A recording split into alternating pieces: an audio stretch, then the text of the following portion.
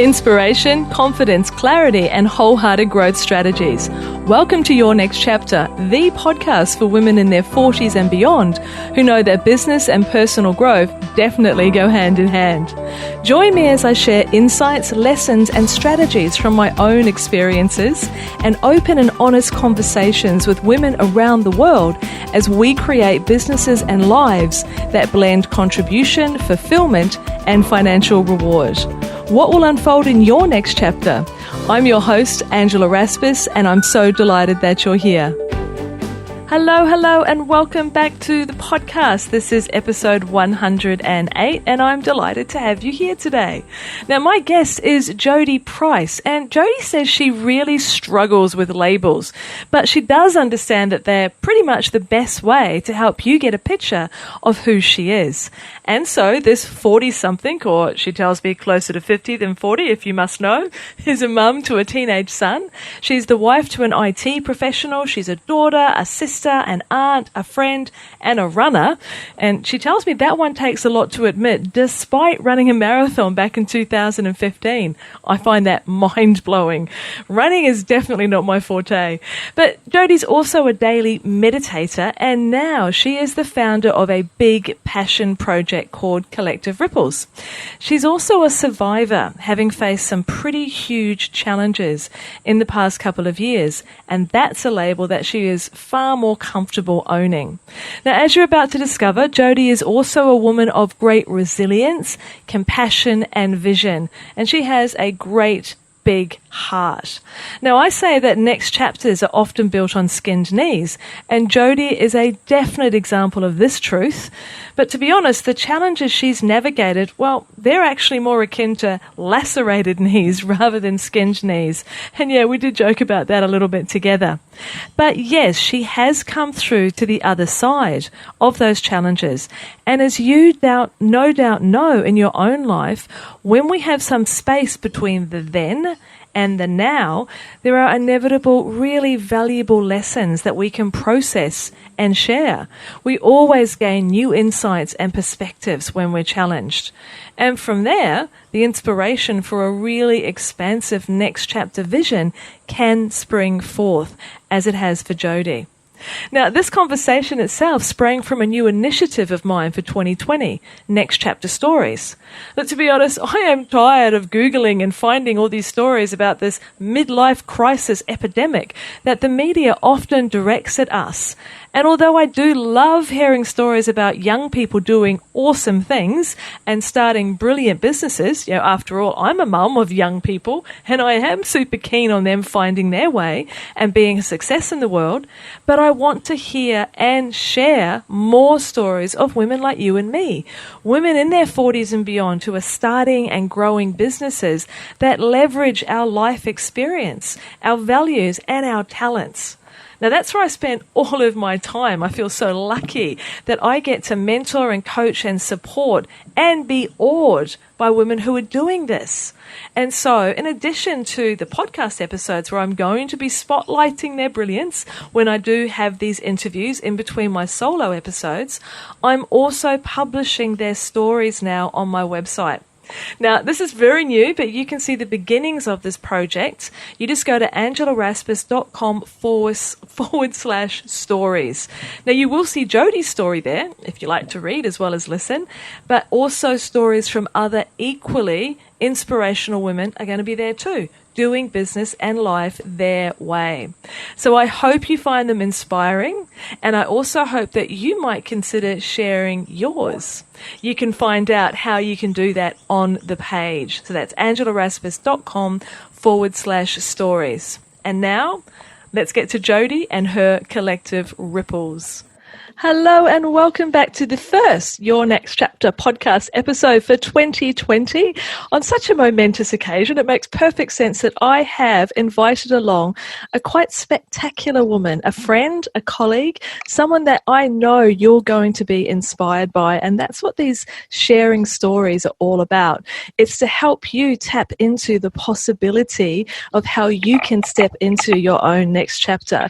And the lovely Jodie Preiss has one heck of a story to share that's both inspiring and empowering. So I feel extremely blessed to have her as a guest on today's podcast. Hello, Jodie.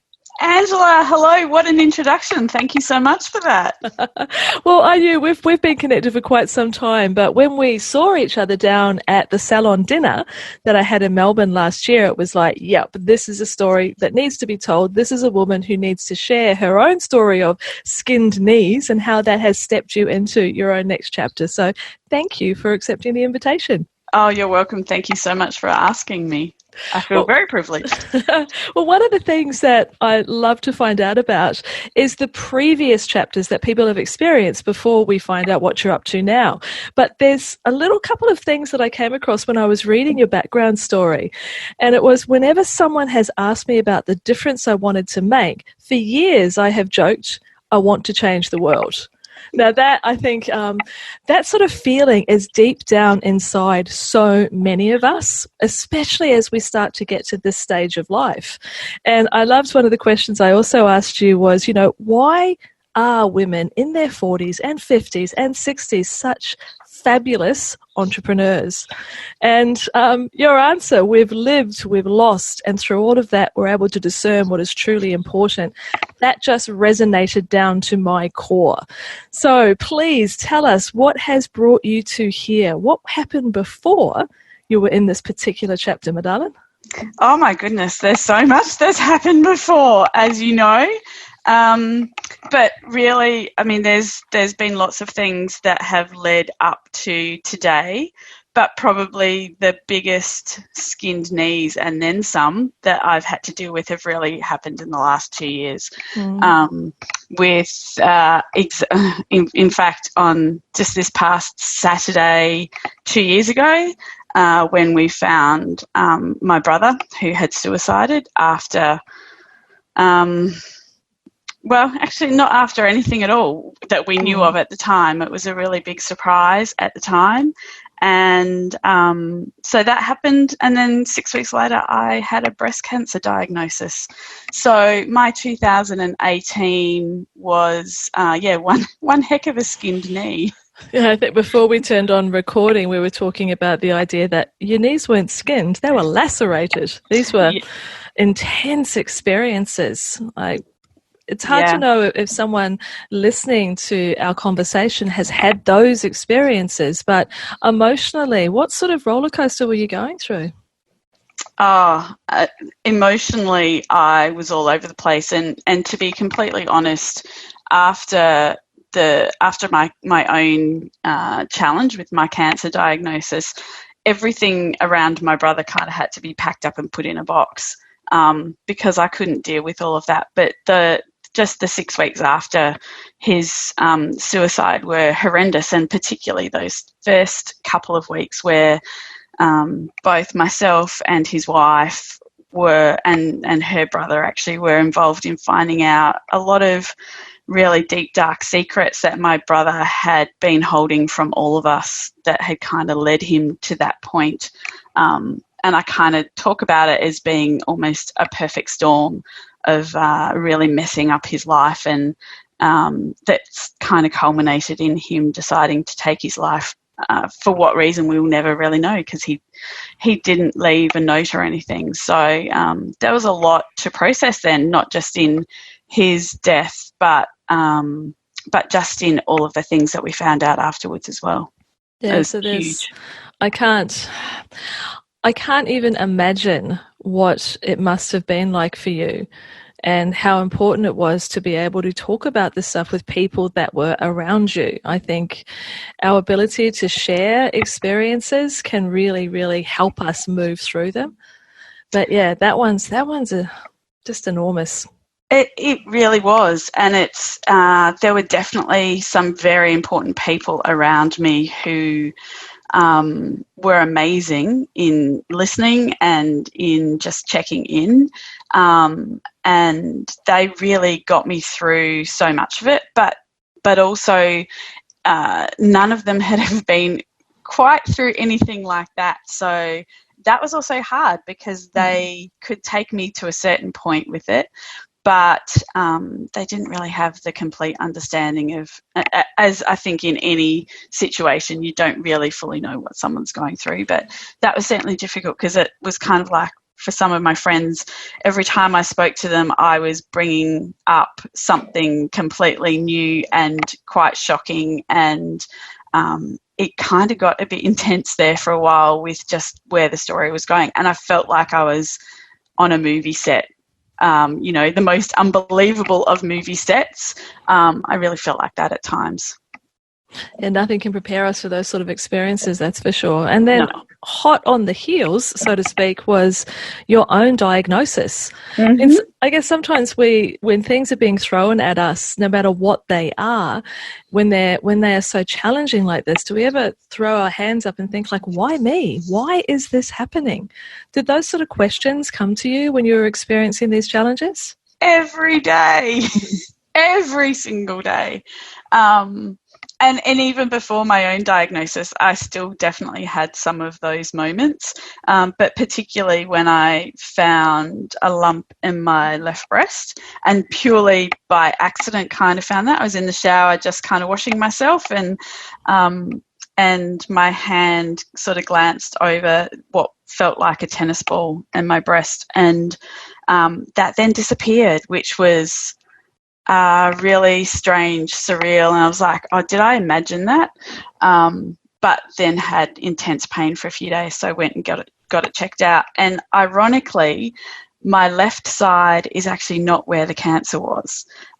So I definitely had all of the why me moments, but also had huge gratitude, because I really consider that my body threw up a warning or something that had me check things out that led to them finding cancer then in my right breast several weeks after the initial lump came up. Wow, that's actually quite incredible. I love the way that you've looked at that and seen, or I guess reframed in a way, the way that your body was talking to you. I think that when you go through really challenging situations like that, there are two ways you can go. You can either curl up in a ball, and I definitely had moments of curling up in a ball and not wanting to let the world in and just sobbing. But at the other extreme, you sort of go on and you say, okay, I just have to pick up the pieces and keep going, because I have family and a son and lots of things that I want to keep doing in the world. And all of those things and all of that time kind of had brought me back to a conversation that my husband and I had at about 4:30 in the morning after we'd found my brother's body, and I hadn't slept all night, and he had actually been sleeping or sharing the bed with my son to trying to kind of help him settle initially. And he came into our room at 4:30 and he said to me, among a whole heap of other things, I'm really worried that this is going to break you. And I said to him, this is going to change me, but it's never going to break me. And so I took that through everything that I went through for the last 2 years, really. Yeah. That sort of self-insight, that recognition and that commitment is phenomenal. And I guess thank you. Until we're faced with the situation, we never know the strengths that we've actually got inside, do we? Oh, that is so, so very true. And as I said, it wasn't that I was all inspiration and positivity and strength through that. I had many, many moments where I completely let go and lost it and just had to be away from everybody. And I think that acknowledging those moments is just as important as acknowledging the moments of strength that sort of inspire you to keep going. Oh, Madonna, I could not agree more with that. This concept in life in general that our purpose is to be happy all the time. It's just, that's not a true life. That is not a representation of experience. And having that sort of expectation or that sort of goal to be, happy and positive and joyous and free the whole time is going to leave us in tatters. So absolutely, I so agree, and I certainly know from everything that I've gone through. And I wouldn't wish this upon anybody to have to deal with all of the things that I'd had to deal with in the last 2 years.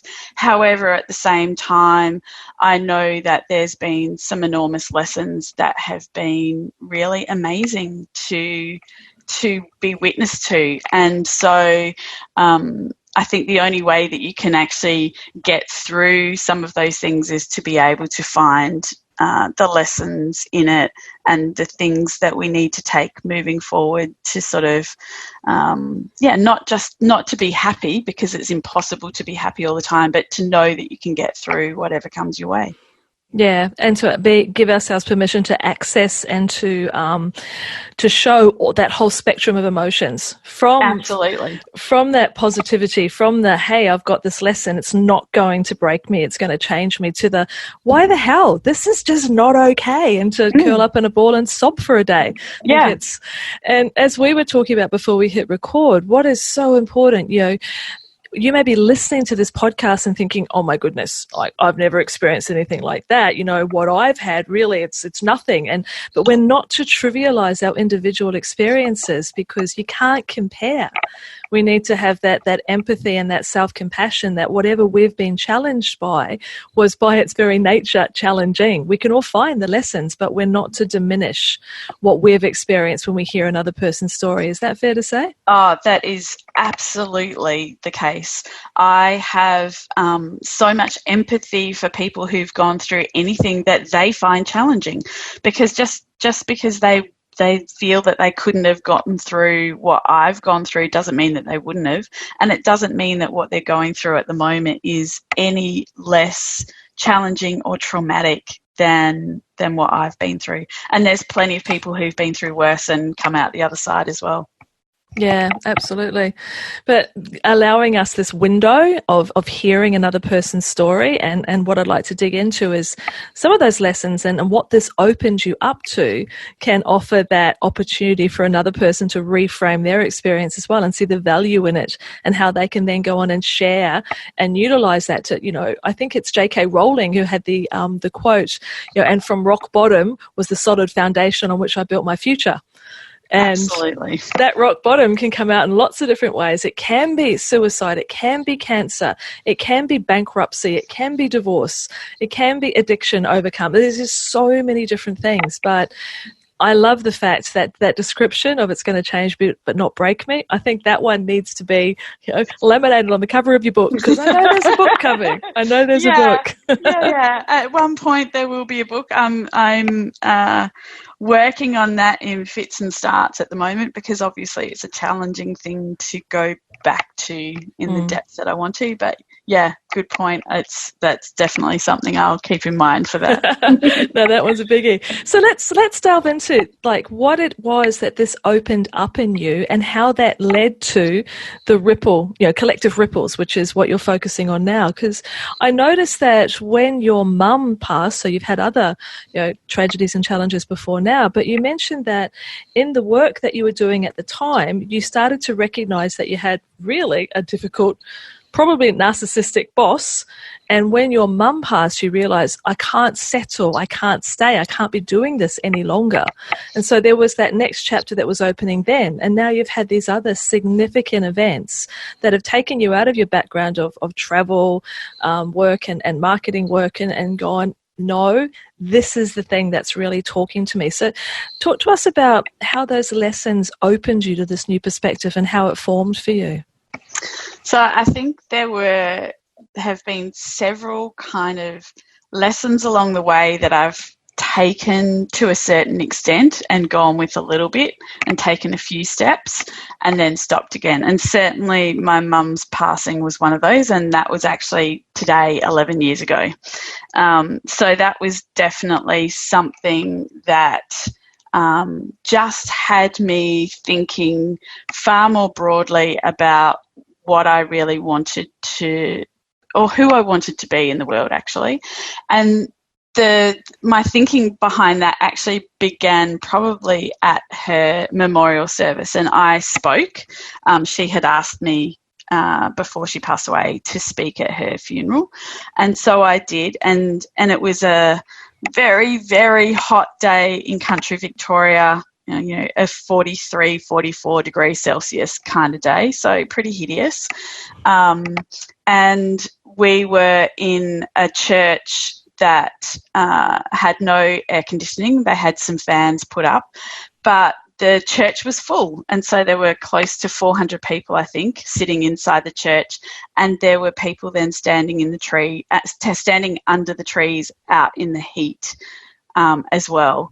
And I remember when I turned the corner and saw the people standing outside, knowing that meant the church was full, I kind of took a moment. I was like, I knew that my mum was really well respected in this town, but that's amazing on a 43-degree day. And so that made me really think about all of the various people that she'd impacted over her life. And I think so that was kind of, I guess, almost the opening of that door a little bit, of recognising the amazing legacy that she left behind purely just from the moments that she made a difference to individuals that were there that day. So that kind of probably opened my heart a little bit to just thinking about what I wanted my legacy to be. Because, and because she was only 66 at the time, it also got me thinking about the fact that we don't know how long our life will be. And that was kind of brought to my attention then further. I'm trying to think, I think it was in 2016 when in the space of 3 months I went to 3 funerals, one for a 12-year-old, one for a 40-year-old, and one for a 45-year-old. And so sitting at each of those also had me really thinking about, what I wanted to be doing with my life. And so then, of course, comes 2018, and I feel like that was kind of the really big whack over the head of, we've given you these little guideposts along the way, and have you really taken the lesson in yet? I kind of look at it that way a little bit of, okay, we have to really bash you around a bit to maybe take full notice of this. So that's kind of how I feel I got to this point a little bit. That word legacy, it's such a big one. I mean, I often feel that we have this desire to know that we've had significance. And I don't mean that in a, well, hey, look at me, I'm a significant person, but it's wanting to know that what you've created or left behind or how you've impacted has had weight. You've made a difference, that what you've done in the world had meaning. And it sounds like they're very aligned, those two sort of concepts. And yeah, I have heard and I have experienced the universe gives you a tap, and then it gives you a slap, and then it hits you with the bus if you don't take notice. That's exactly how I feel about all of the lessons that I've had to learn in that time. And I think the thing that really, when I have reflected on it, particularly in the last year, that in terms of that legacy of my mum, it was really about the individual people who she impacted. And it wasn't, she did some great things in her community and was involved in lots of committees and all of those sorts of things, but it was the fact that all of those individuals had a story to tell me afterwards. And not that I got to speak to all of them, obviously, but there were many of them that said, we just couldn't not be here today, even though it's hot, because your mum on this day did this for me, and I will always remember that. And those types of stories that were amazing to hear. Wow, that is beautiful to hear that, isn't it? Yeah. On the day when you're amidst such sadness, that must have lightened your heart a wee bit. It certainly did. Yeah, it was amazing. I love that the concept of invisible impact, and I often talk about this in my own community, is that the ripple effect, to use your term for a moment if I may, we can be having a positive impact on someone and not even know it.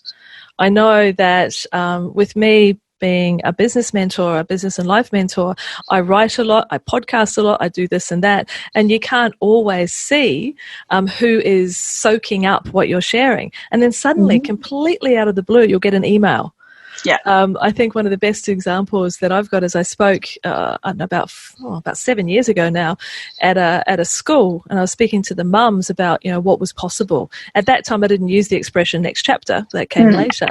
But about a year after that, I got a package in the mail of some beautiful aromatherapy mists, and I was like, "Well, this is nice, but where are they from?" And there was a wee card in there that said, "I was in the audience that day when you told us to take action on our dreams." And I did.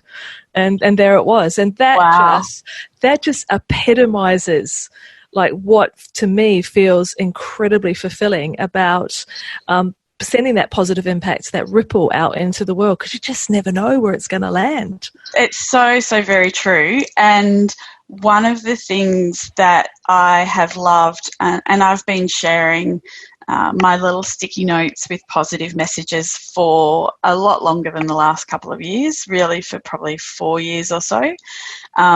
And the very first time that I shared one of those sticky notes on the back of a bathroom stall at a shopping centre here in Melbourne, I actually got a message from someone. So they tracked me down because I just kind of put at that point it was a different name that I was looking at for calling what I was doing, and so they put that name. They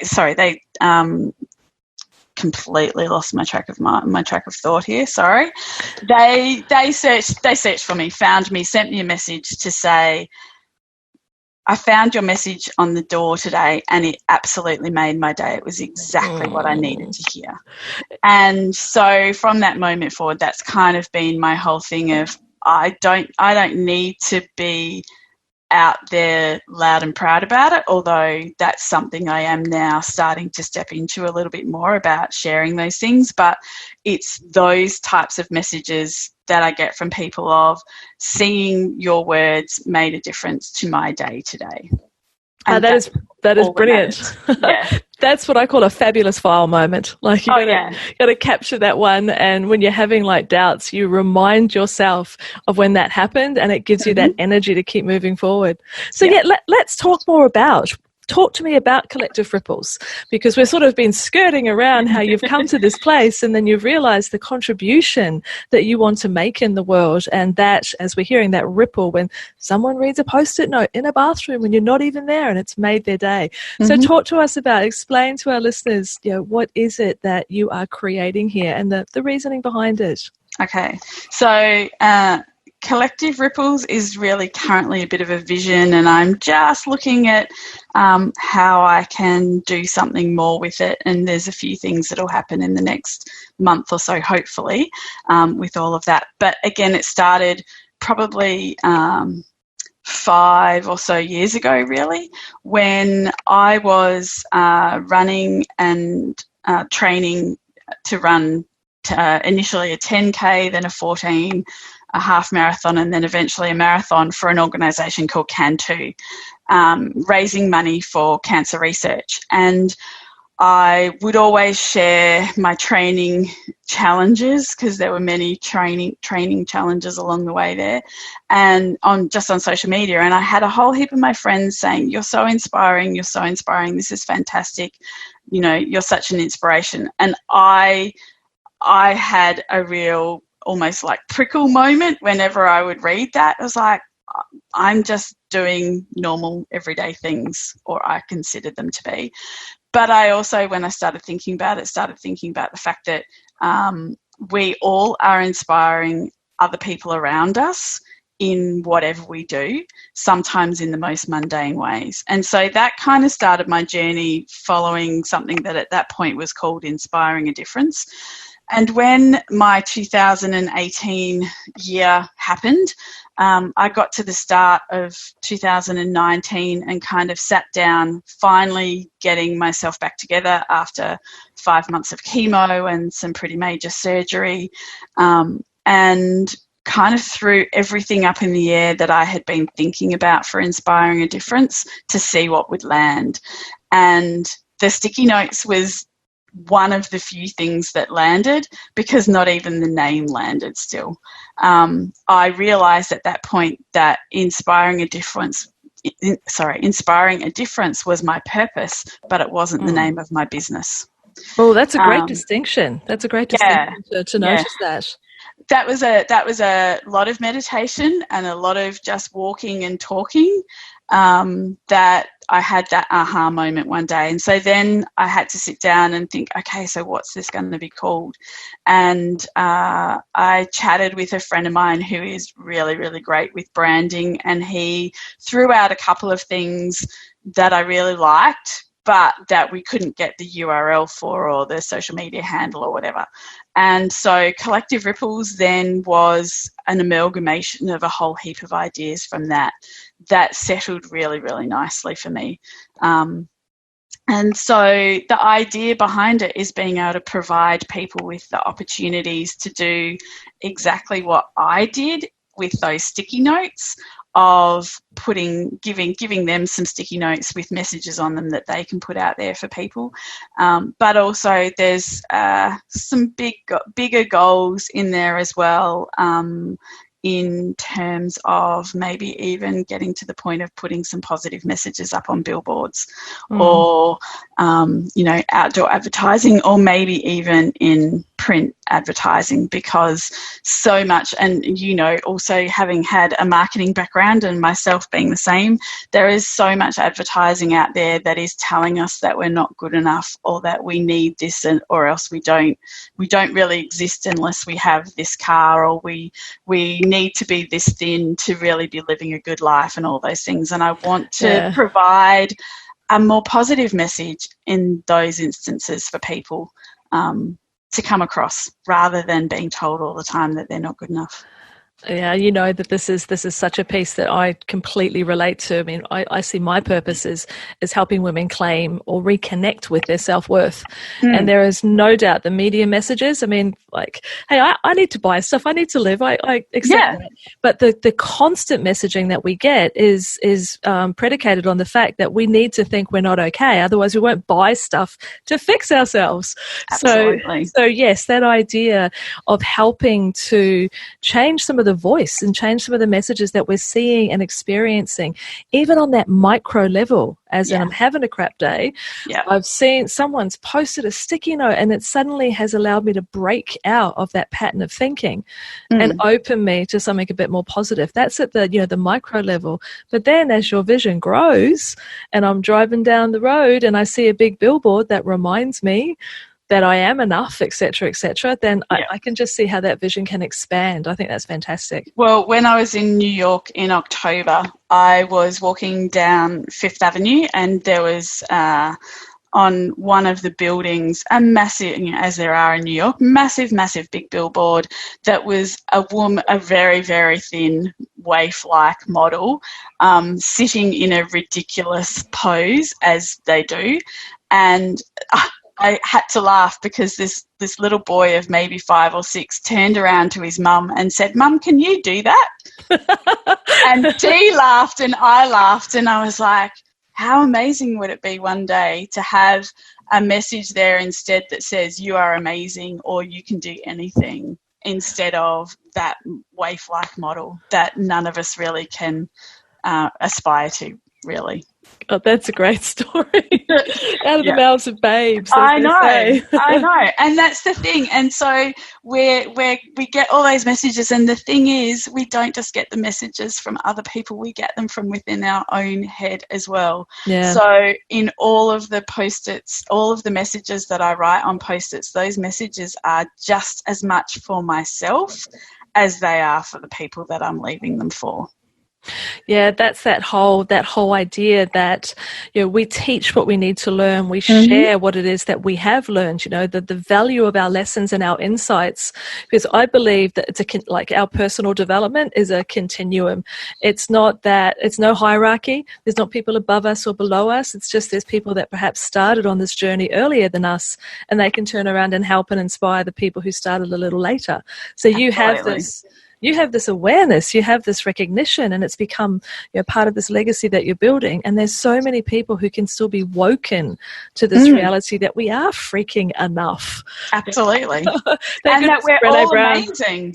And that we're all amazing in everything that we do. Yeah, and that's what we need. We need to get more of that out there. So I love how you were saying a ripple begins with a single action. Individually, we're one drop. Together, we're an ocean. Yeah. So it feels like you're starting a movement, my darling. Yeah, that is kind of what I'm working towards. And, obviously the sticky notes are a really small part of it initially. But in everything that I've been through, I've also recognized that in whatever I do going forward, I need to be really mindful of not overextending myself and doing too much too soon, because the effects of chemotherapy have been known to last up to 5 years, just in terms of the tiredness and all of those things. And I just know if I push it too much, I get really, really tired and can't do anything for a few days. So I'm kind of just starting this out gently and seeing where it goes. And there's lots and lots of ideas for what can be added down the track in terms of events and all sorts of other things. But really, it is kind of a bit of a movement, and it's about bringing people along on the journey. And I love that idea of you being a great custodian of your energy. I mean, that's what I'm hearing.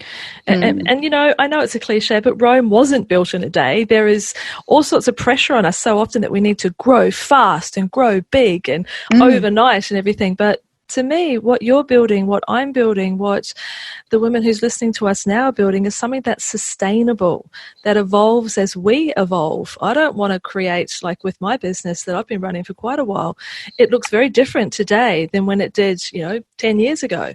So it evolves as we evolve. And I guess the expression is, from little things, big things grow. But it's got to start in the right place and connected to your heart, something that is important to you, that combination of wanting to contribute and feel fulfilled by what it is that you're doing. To me, the financial reward needs to be a part of the equation. We don't want to, unless we want to start a charity, but that needs to be a part of the equation. But it always has to start with that personal experience. I really, really believe that. So I think it sounds beautiful. Absolutely. Thank you. Well, I'm going to make sure that when this goes live, there is the links on the page so that people can find you, they can find the movement, they can become a part of whatever stage you're at in terms of developing Collective Ripples, that they can be a part of it. Because I don't think there's any doubt that anyone listening to this concept of spreading that message and understanding that positivity, that feeling of that we're enough, to help shift that self-doubt is something that we all need to be a part of, because self-doubt can definitely derail us, can't it? It certainly can, and it derails me still on multiple occasions some weeks, and that's fine. I think that I am far more accepting of it, and I kind of get to the point now with my self-doubt of like, okay, I'm just going to love you to bits and accept that you're there, and then just pick up the pieces tomorrow and keep going again. That's a philosophy that I completely relate to. I call it making peace with your inner critic. Absolutely. Mine's called Helga. And it's not trying to fight her, because as we spoke at the beginning, we were talking about having that full range of emotional experience. And that doubt is a natural part of it. It's a natural part of it. And to me, feeling doubt is really good, because it shows that what you're doing is important to you. Absolutely. And that's probably one of the things that I have been able to embody a lot more in the last little bit than I ever had before, because I'd heard people saying that before, and kind of like, oh yeah, that sounds good. But now I'm in a position to be able to really fully embody that and say, that's fine, the doubt's going to be there, but it does mean that this is really important to me and that I need to keep going, even if it is just to tomorrow, pick up the pieces and take one tiny baby step forward. Yeah, and that's all we need, baby step after baby step. As long as we're going in that direction, then it doesn't matter the speed with which we get there. Yeah, very true. Well, there's just as we're coming full circle in our conversation, there's some rapid fire questions that I just want to throw at you. So these were on the Next Chapter story, which is on the website as well. But here they are. So when I'm facing something new and challenging, I take a deep breath and I dive right in. Hey, I love that. Just giving it a go. I know my greatest strengths are inspiring a difference. Oh, I'm with you on that one. The best piece of advice I've ever been given is? So this one came from Jonathan Fields from Good Life Project. And so it's to ask, what would success do whenever you're stuck? Can you give me an example of that? I love the sound of that. So if you're trying to make a decision about A or B, just to sit there quietly and think, what would success do? Which direction would success take? Yeah, so that's often the braver sort of option, even though it might feel a bit scary. Exactly. Love it. Okay, my favourite books are? I am a sucker for a self-development type book. So Brené Brown, I adore Elizabeth Gilbert's Big Magic. Yeah. And I have just recently finished reading Claire Bowditch's memoir and absolutely adored it. Oh, I keep seeing that one in the bookshop. I'm going to have to pick it up. Yes. Well, there's no secret that I'm a Brené Brown fan. And yeah, Big Magic as well. I loved that one. And so I'll have to check out the memoir. Okay, so your favourite podcast is? So apart from this one, of course, it's Good Life Project from Jonathan Fields. Yeah, I was just listening to his 3 episodes lately, which are about finding your spark and where you're going and thinking bigger. I love it as well. He does fabulous interviews. He does. Okay, your favourite business tool or resource? Well, for a long time I would have actually picked a resource, and for my second answer for this I did. But right now my biggest tool and resource is actually my intuition. So Canva is the other one because I love Canva, but my intuition. Oh, I love that. Honestly, I believe that a huge part of this next chapter journey is learning to trust ourselves. Yeah. And that is all about listening to that intuition. Googling inside before we Google outside for the answer. Absolutely. Absolutely. But yeah, Canva's a goodie too. But yeah, I'm going with your intuition. And so what's your favourite quote? I have so many, but this is really one of the quotes that kind of has informed my whole Collective Ripple dream, and it's from Mother Teresa. I alone cannot change the world, but I can cast a stone across the waters to create many ripples. Oh, that's beautifully aligned, isn't it? It is. Yeah. It's beautifully aligned. Yeah. And I think anyone who is in this next chapter of creating a movement, a business, a contribution in some way, to really connect into that idea of the ripple. So, the person that we work with that then, does the thing they've been wanting to do, the example that they could give to their kids, for argument's sake, to someone else in their family, to someone else that's out there listening and seeing it. It's just you can't underestimate the value of that ripple for sure. Absolutely. And I think there's lots of people out there that go big, and that's fantastic and that's great for them. But often a big splash is actually quite short-lived. And I remember sitting not long after my brother died and before my cancer diagnosis, I was sitting down on the river not far from home and just watching the play of movement across the water. And it was actually the little drops, like the leaf that dropped into the water or a drop of rain or whatever, that created the most long-standing ripple in that water. So it doesn't have to be big and noisy. It doesn't have to be big and noisy. Yeah. No. And actually, as you were describing that, I could see it really clearly, that gentle, continuing ripple that has its own energy and just keeps going. Absolutely. And then when you get a few of those happening, and I tend to go down, I've got another lake just near me, most mornings tend to go down there and just sit and watch the ducks.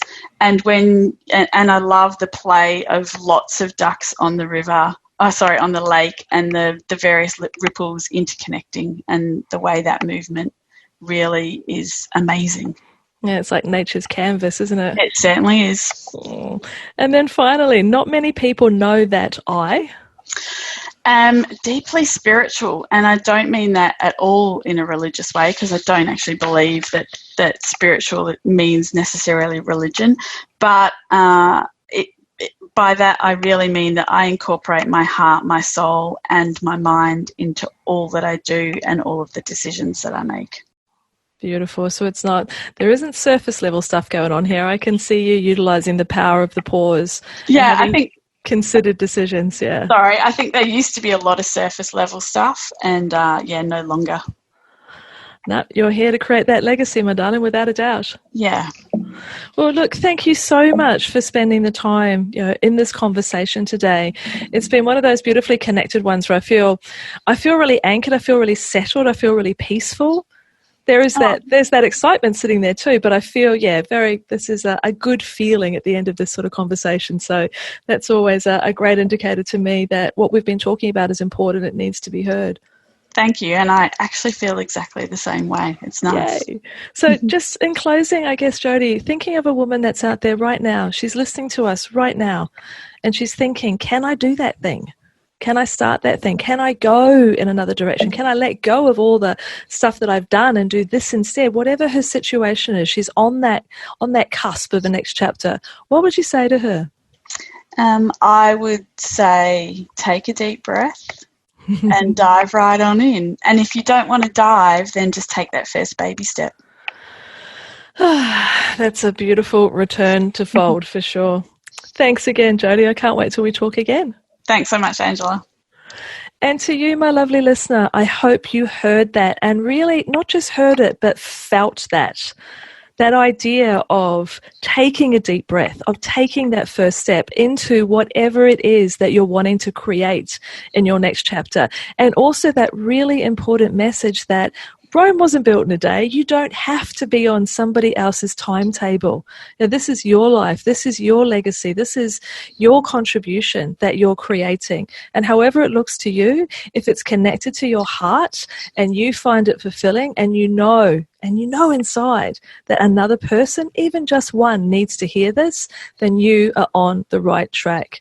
Because to use again that quote that Jodie was saying before, I alone cannot change the world, but I can cast a stone across the waters to create many ripples. Just have a think about it. What's that ripple that you're going to create in your next chapter? I can't wait to hear. Thanks so much for spending your time here today. I hope you're feeling connected and inspired, just like Jodie and I are. And I look forward to your feedback. One of the best things you can actually do when you have a moment is to share this podcast with another woman who needs that catalyst, who needs to feel connected to possibility and purpose. And perhaps the conversations that they're hearing here may be enough to help them step into that next version of them. So thank you so much again for your time. I look forward to sharing another story on the next episode of the podcast. Take care. Thanks so much for listening to the Your Next Chapter podcast. I really do appreciate your time. And if you'd like to connect with me, you can find me on Facebook or LinkedIn. And of course, my website, angelaraspis.com. If you enjoy the show, I'd love you to share it with another woman who's in the midst of business and life beyond 40. And if you love it, a review on iTunes or whatever app you listen in on would be fabulous.